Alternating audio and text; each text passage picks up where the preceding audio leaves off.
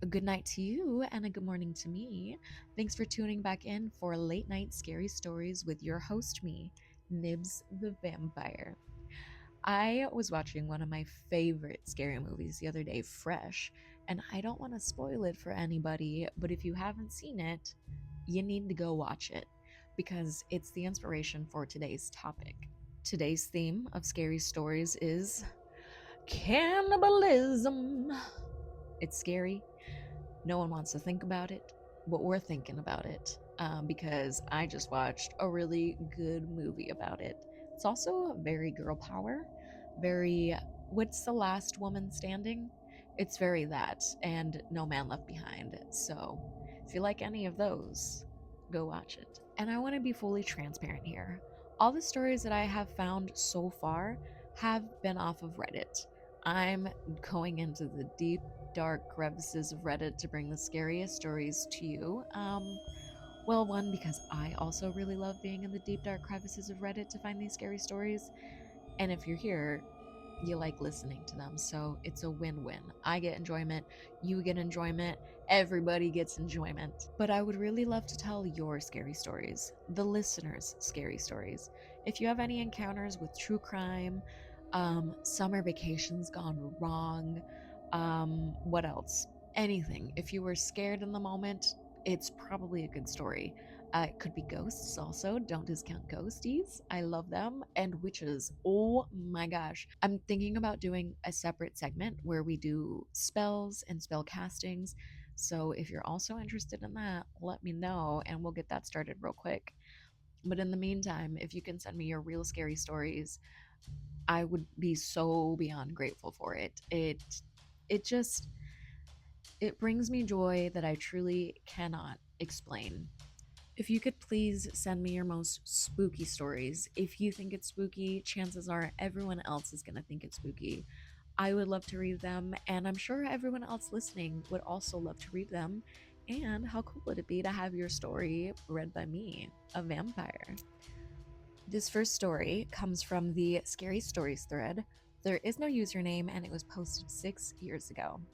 It's titled True Story That Happened to Someone I Know How a Tinder Date Turned into Cannibalism. Also shared this on a thread in Ask Reddit, but it got buried and seemed more appropriate here. My best friend's wife had a crazy story. 3 degrees of separation, but hey, they got the guy, so I can verify it's true. She went on a Tinder date with some guy who invited her over to his apartment for dinner.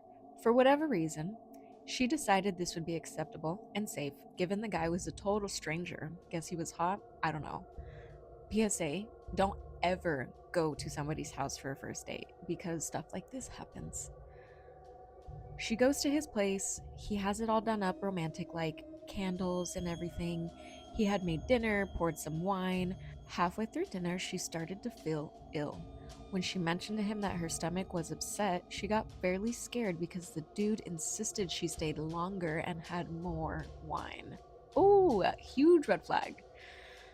After he persisted and kept trying to get her to eat and drink more, she felt uncomfortable and left. She said that he was upset but not really angry, more disappointed than anything, and he allowed her to go reluctantly. Oh, girl. Mm-mm. She gets home and vomits a bunch. It's late, so she toughs it out, but felt sick the next morning too, so she went to the doctor. They pumped her stomach and tell her they will run some tests. They figure it's probably just food poisoning, but tell her they will give her a call if there's any findings worth discussing. I don't have a good feeling about what they're going to find. A few days later, the doctor calls her. She said he sounded concerned and told her that she needs to come in immediately to discuss the test results. She arrived and the police were there. 3 cop cars and multiple officers and a forensic truck as well. Ends up, when they pumped her stomach, they found human meat. She had literally been eating people that this guy was feeding her. Police asked her for the address she met him at. Ends up, it was an Airbnb, and the name that was given was entirely false. The phone number she had called them on had also been disconnected and was no longer in use. Eventually, they found the guy. I'm not sure what he was charged with or how much time he served. I just know he was eventually arrested a few months later. Oh boy, I really wish that this user would have posted some kind of article so I could have read more about this because this is scary. Again, PSA to all women, PSA to anybody, do not go to somebody's house on a first date. That is a great way to get trapped in their apartment, fed some human meat, and possibly have gotten drugged to be someone else's dinner. That is scary, and I'm super happy that this woman, I hate to say followed her gut, but followed her gut because it saved her life. Wowee, wow, wow, that was scary. This next story was brought to us by username BLK0891, and I found this on the confessions board. And I do have to say, trigger warning for slight child abuse and slight animal abuse. It's nothing crazy, but trigger warning nonetheless. The title of this is I Was Nearly Sacrificed by a Psychotic Cannibal. They write, I was living in a small village about 40 minutes from the nearest town when I was 11 to 13 years old, somewhere on Earth. I had always had mild anxiety when I was younger, and I couldn't tolerate the pressure from the public school. After an unnamed incident at school, we decided that homeschooling was the better option, at least until I got older. A woman had moved into the village about a few months after I was being homeschooled. I did all my work on the internet. She wanted to do private schooling from her house for a living, as her husband was making enough money that they could afford it. We went to her house to check it out, and she seemed like a nice person. Let's call her Shannon. The first thing I noticed about the house was the smell. I couldn't describe it well, other than the fact that it smelled like meat. Constantly had the same smell, but it wasn't suspicious enough of a reason to decline the offer, so we accepted. Fast forward to the first day of schooling. I drove to her house on my little bike and arrived 15 minutes early. Shannon gave me the tour of the house, showing me all the rooms, and we ended up back at the front door, where she was about to show me the room which I could only assume was the guest room. When she turned around and didn't want to show it to me anymore, I asked her if I could have a look, to which she told me I'm not allowed to go in there. We sat down and started working. The entire day went on normally. During the next few months, the household went from well mannered to quite aggressive to one another. Living in the house with Shannon, her husband, her daughter, who was about 10 or 11, we'll call her Beth, and another older son who didn't live there. Beth was the only person doing the schooling with us. Every morning, Shannon would abuse Beth for roughly no reason directly in front of me. She would yell at her and hit her and generally mistreat her, and then she'd sit her down and continue working like nothing happened. Her husband was doing some occupation which required him to be away a lot, so she could get away with it. Oh, poor Beth. It would get so bad that Beth would literally cry whenever she saw Shannon. I was too scared to do anything about it, so I kept it to myself and would continue working with wider eyes than normal. On the third or fourth month, they get a dog. I fucking loved that dog. Who doesn't love a dog? Which was a cute little puppy. He would chew on my shoelaces while I worked, which I thought was the cutest thing ever. Shannon didn't think it was cute. Of course not, freaking Shannon. She would either kick the dog or yell at it for bothering me and then lock it outside for the entire day. Keep in mind, this was just a little puppy. One day, when I got to her house, the door was open. The photo frame, which was directly in front of the kitchen door, was broken. She called for me to come in when I knocked to see that she had a black eye. She started laughing immediately, like, "Oh, this?" I woke up and just banged my eye on the corner of a dresser. Okay, Shannon, like, that's believable. I brushed it off, but was still concerned for her. We started doing some art school a few months in. I made some good friends, but oh my god, were the people there filled with mental illness. The friends I made literally might be dead because they either had anger issues, frequent seizures, or no issues at all. It only made me more nervous going there. I remember how she would have the weirdest conversations with us on our way to the school. She would ask us sometimes what we would do in hypothetical situations, but I feel like she was genuinely just asking for advice. She would also talk about God, like as if he had left us, and we're currently living in hell, therefore nothing matters. I don't believe this, but she clearly did. On another occasion, she made me make food for her. Like, I didn't do any work that day, I just cooked this weird meat while she watched. I actually do believe that this meat was human meat. That would definitely explain why the house smelled so often and why the meat matched the smell. She claimed I was cooking a curry. However, and when I finished cooking it, she sent me home. She didn't even let me eat any, though I'm happy now that I didn't have any. Eventually, the last day of my schooling came, though I didn't know it was my last day. I came in that day and we had school as usual. Then, the end of the day came. She sat me down and looked me directly in the eyes for a solid minute. When I asked her if she was okay, she asked me why was I lying to her. Confused, I asked her what she meant. She then went on to yell at me for roughly 45 minutes. I don't remember what she was saying, but it was related to God. I also remember that she told me how I didn't give a damn about anything or anyone.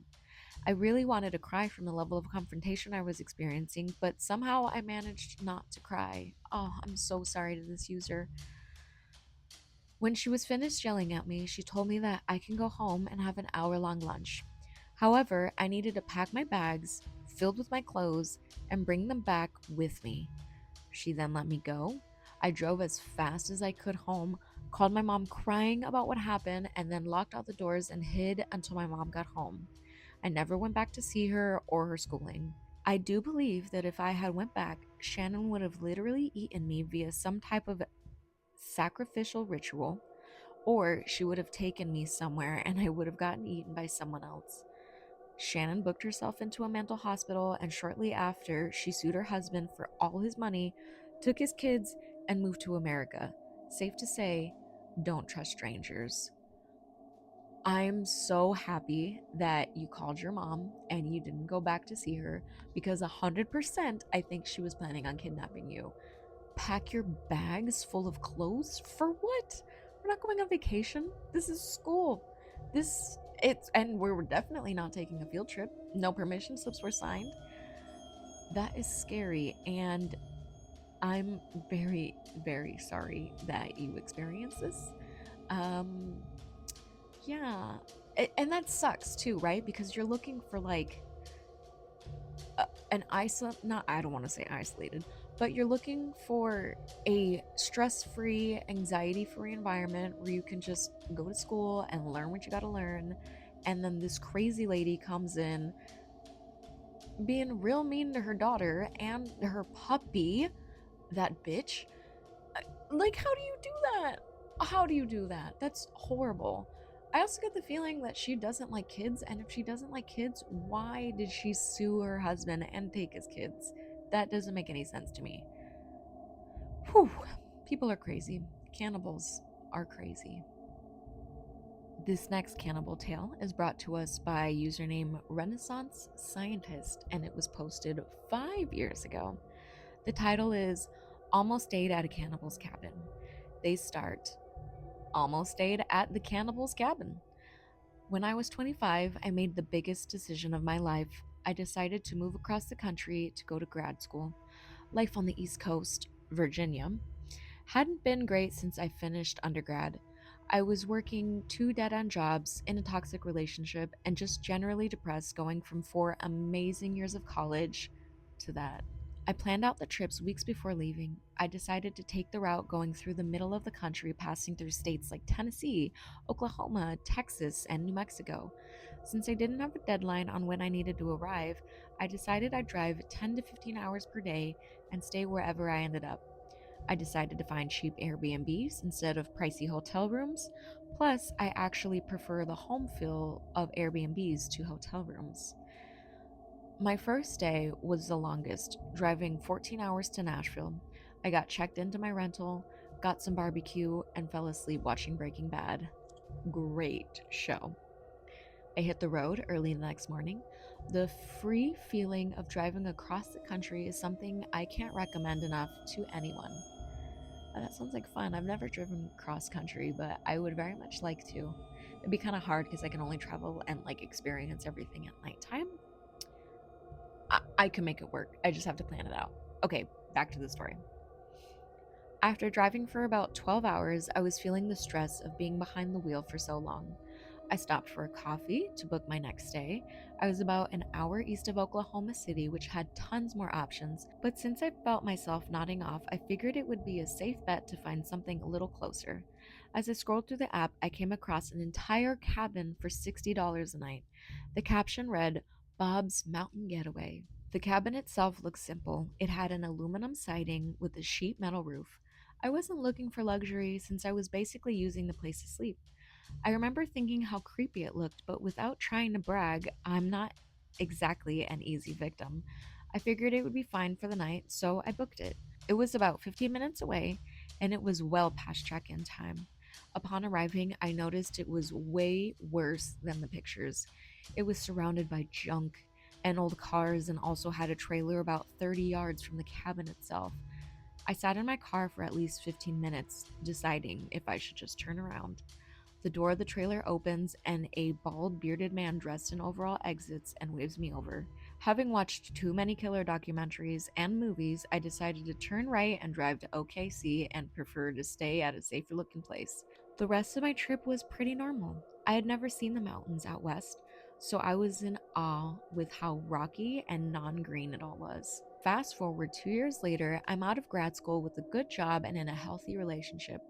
I was listening to a true crime podcast called The Last Podcast on the Left. Yes! Shout out to Marcus, Ed, and Henry. I love them.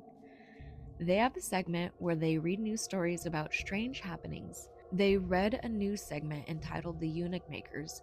Basically, these two men were renting a cabin on an LGBTQ app similar to Airbnb and offering services for gender reassignment surgeries. Oh my god, I remember this episode, and it was that's they were killing people. It wasn't that. Because you need to be a doctor to do that. You can't just do that in a cabin. Mind you, these I just said this. Mind you, these two guys weren't doctors or even college educated. They were caught because one of their patients went to the ER due to a botched surgery. Curious, I googled the story and started scrolling down eventually to a picture of the cabin. It looked oddly familiar, and it took me a minute to realize why. It was the same cabin I saw on Airbnb 2 years back. I went through my phone to confirm because I remember taking a screenshot of it because of how creepy it looked. What makes things even more terrifying is that they were keeping the body parts after the surgeries in jars. They would grind them up and make sausages and other dishes.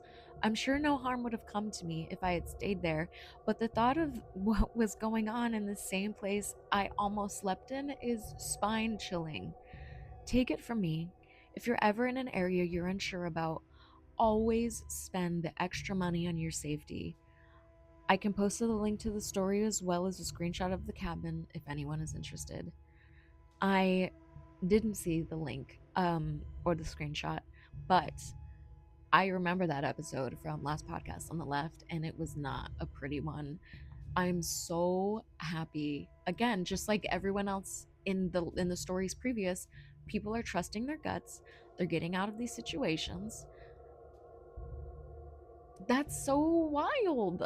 Oh, could you imagine? No, don't imagine, because that's crazy. I know. Listen, okay, I know vampires. We drink blood. Drinking blood is different than actually taking like a flesh piece from someone. That is gross. That is gross. Oh, I'm so sorry. Oh, also, the other thing I wanted to point out is, well, maybe not point out, but like other little red flag is people who have things fermenting in jars. I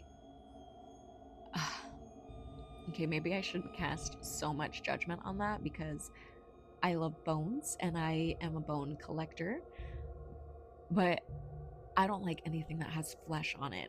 You know what I mean? I take back the judgment on people who have body parts in jars because me being a bone collector could be seen the same. I It's just the fact that they were cutting pieces of people off and then putting them in jars for display. That is wild. I'm so happy. to our user Renaissance Scientist that they got out of here alive and just didn't stay in that cabin in the first place because, yeah, maybe you would have been safe, but oh my God, that experience would have been 10 times more scarring knowing what you know now. Thank you to all my spooky lovers who have stuck around this long. We got through 3 scary stories, all about cannibals. And you know what I'm going to say? In each one of them, everybody trusted their gut. So that's what I'm going to tell you guys. Trust your gut. Trust your gut, especially when it comes to sending me scary stories. If you have anything scary or spooky or just sinister that has happened to you, I would love to read about it. And I'm sure the fellow listeners would also love to read about it. So if you could send it my way, I would really appreciate it. Thank you so much for hanging out with me. I had so much fun finding these scary stories, and I really hope that you had just as much fun listening to them as I did telling them to you. Thank you to all my beautiful ghosts and ghoulies who have shown me so much support this far into it. I really can't tell you how much I appreciate it. You guys are rocking my coffin, and I just want to say thank you again from the bottom of my heart. I hope you guys get enough sleep tonight. I hope that these stories weren't too scary and your nightmares aren't too vivid. And yeah, I'm gonna go figure out what to do for the rest of the night. I didn't really plan anything out. Maybe I'll just go watch some more movies. Thank you again, and I'll see you all here next week.